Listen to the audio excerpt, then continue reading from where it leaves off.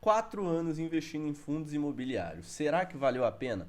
Eu vou mostrar para vocês. Para quem não me conhece, me chamo Pedro. Eu sou investidor de fundos imobiliários aí desde 2021.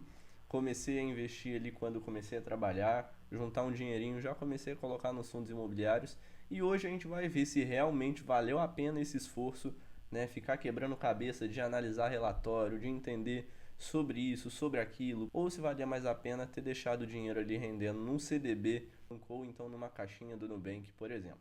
Vamos lá, eu vou mostrar para vocês aqui a minha carteira, parte dos dividendos aí que eu recebi ao longo desse ano, desses 4 anos investindo, e também a gente vai falar um pouquinho aí sobre essa queda gigante dos fundos imobiliários aí recentemente. Bom, eu vou mostrar para vocês primeiramente aqui a composição da minha carteira, né? Eu tenho aqui hoje basicamente são 5 fundos imobiliários, né? Sendo que o maior deles, na verdade, grande parte deles é do setor logístico, que é o setor que eu mais acredito. Fazia sentido aí você investir em fundos imobiliários, porque querendo ou não, cara, você estando em casa, estando numa pandemia ou não, o setor logístico vai continuar trabalhando, né? Você vai continuar comprando ali na Shopee, no Mercado Livre, na Amazon. Então, independente das lojas estarem ou não abertas, as pessoas vão continuar comprando. Se você for ver a divisão da minha carteira aqui, hoje eu tenho 83, quase 84% dos meus fundos imobiliários são da área de logística, nessa área de galpões, né? E aí 16% da área de shoppings, área de varejo, que é no caso um único fundo imobiliário. Vou mostrar para vocês mais para frente. Mas aqui na divisão, vocês podem ver que eu tenho um acúmulo grande aqui em dois únicos fundos, né? Dois aqui representam mais de 50% da carteira de fundos imobiliários, e o principal deles, o BTLG, que é um fundo imobiliário que foi o primeiro que eu comprei, né, lá no ano de 2021, quando não sabia direito o que eu estava fazendo, mas graças a Deus foi um fundo bom, né? Não saí escolhendo qualquer coisa e colocando na carteira. Foi um fundo bom aí que rendeu bons frutos, vocês vão ver mais para frente. Mas o BTLG aí é quase 30% da minha carteira. VILG, que é um outro fundo muito conhecido, 25% da carteira. GGRC, que também é um fundo bastante conhecido. Vocês vão ver aqui que grande parte, na verdade, esses 4 primeiros fundos aqui são fundos mais conhecidos, né, que provavelmente muitos de vocês até têm carteira. E assim, eu sempre busquei estar investindo em fundos que sejam mais conhecidos e tenham uma liquidez maior, para não acabar entrando naquela situação de eu comprar o fundo num dia, no outro dia o valor da cota despencar, porque uma pessoa que tem muitas cotas decidiu vender e assim balançar tanto o preço, né? Isso foi uma coisa até que aconteceu com esse meu outro fundo aqui, o INLG, que quando eu comprei até o ticker dele era outro, né? Era o LGCP, um fundo imobiliário do Banco Inter, né? E na época eu investia pelo Banco Inter, achei que fazia sentido comprar, vi que era um fundo bem estruturado e que estava descontado, né? E enfim, vou mostrar para vocês aqui agora questão da rentabilidade da minha carteira.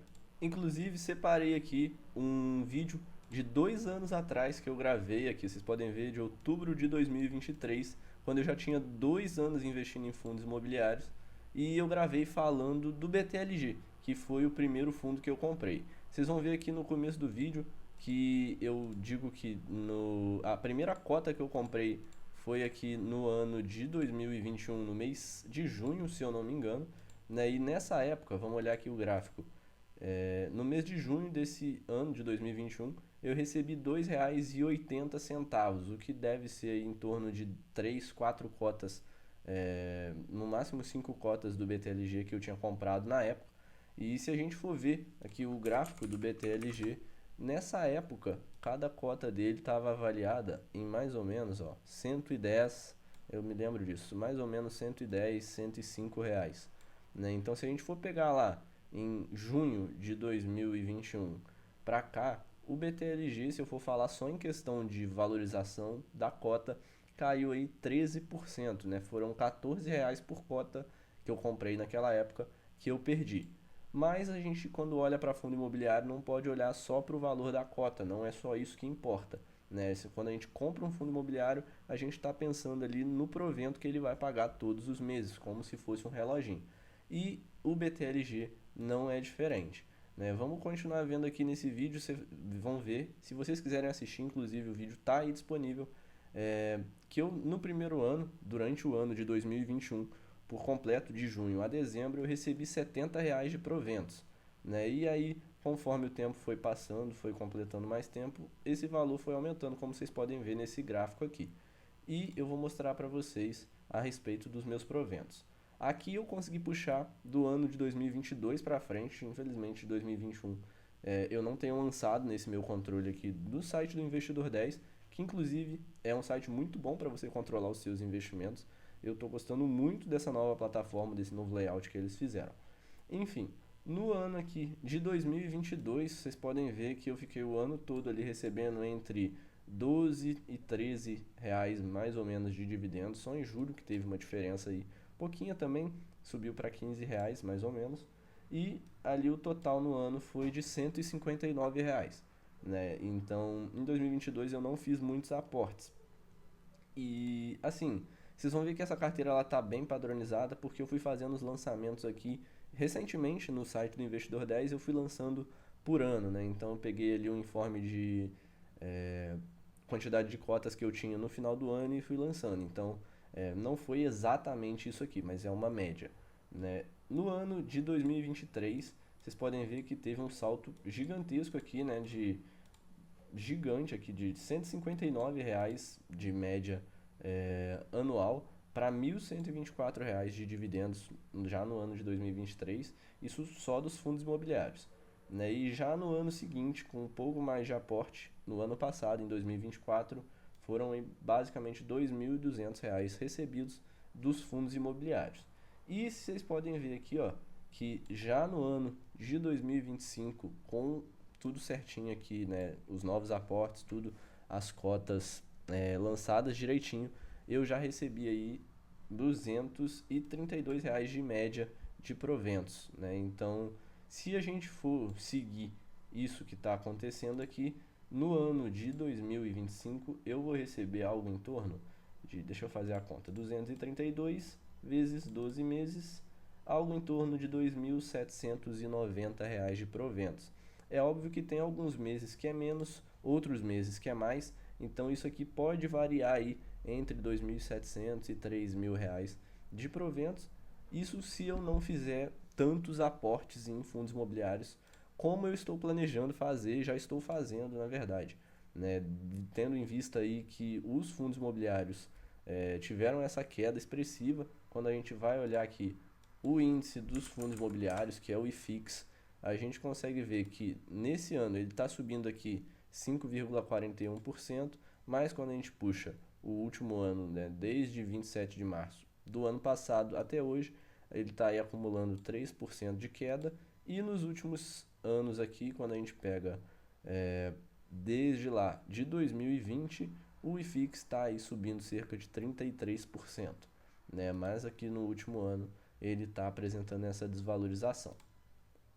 Mas enfim, vamos para o que importa realmente. Mesmo com toda essa desvalorização aqui da minha carteira, será que valeu a pena ter investido aí durante 4 anos nos fundos imobiliários, tendo em vista em questão de rentabilidade mesmo da carteira, ou se valeria mais a pena ter colocado esse dinheiro em outra coisa? Eu fiz as contas aqui, né? E assim, é óbvio que a gente tem que pensar que eu só vou realmente ter perdido algum desses valores aqui se eu vender alguma dessas cotas, né? Porque como tá aqui meu preço médio, por exemplo, no BTLG, que é R$ 101 reais, e hoje a cota é R$ 97 reais, né? Eu tive aí uma perda de, se eu vender esses ativos, R$ 340 reais.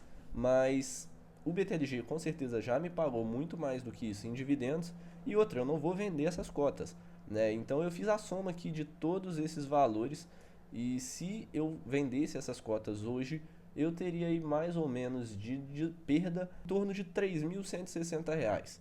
Mas só de proventos dos últimos anos, e se eu for somar os proventos que eu vou receber esse ano também de 2025, eu já tive aí um lucro, né? Então assim, mesmo que eu venda essas cotas no prejuízo, eu ainda vou ter ganhado dinheiro. E eu não vou vender essas cotas porque eu penso que isso aqui é uma renda que está entrando todos os meses. E é óbvio, cara, numa situação que a gente está os juros no Brasil, no patamar que está chegando aí de quase 15%, né? A situação da Bolsa Brasileira que não está grandes coisas. E os locatários dos imóveis a gente tem que entender que são empresas, né? E empresas em momentos de juros altos passam por questões difíceis, né, financeiramente. Então, tudo isso, né, pode impactar para os fundos imobiliários estarem desvalorizados e já está impactando, né? Mas a gente tem que pensar que daqui a um tempo a Selic vai cair, né? O mercado é completamente cíclico, então as coisas vão acontecendo. Então eu sigo aqui posicionado e comprando mais ações, mais cotas de fundos imobiliários, né? Eu prevejo que esse mercado aqui, daqui a um tempo, quando os juros começar a cair, muita gente vai começar a falar dos fundos imobiliários e falar que tinha que ter investido antes e que queria ter investido antes. O momento de aproveitar é agora. Se você acredita no potencial aí de rentabilidade dos fundos imobiliários ao longo do tempo, de ter ali todo mês um dinheirinho entrando na sua conta, o momento de comprar é agora, porque aí você não vai ter pegado a cota lá em cima, né, e ter aí esse prejuízo e ficar chorando esse prejuízo, né, mesmo que internamente. Então a gente tem que ter resiliência e agora é o momento de encher o carrinho, né, pegar o que a gente tem de reserva e colocar nos FIIs, porque mais para frente isso vai se pagar, né, e a gente vê que realmente se paga. Bom, esse foi o vídeo, eu espero que eu tenha conseguido passar algum conhecimento para vocês, né, e dizer que eu sigo investindo em fundos imobiliários e quem tiver interesse em investir, quiser tirar alguma dúvida, pode comentar aí. Eu vou ficando por aqui. Esse é o Radar Financeiro, o canal onde eu documento a minha jornada para a liberdade financeira. Espero poder ter ajudado algum de vocês e até a próxima.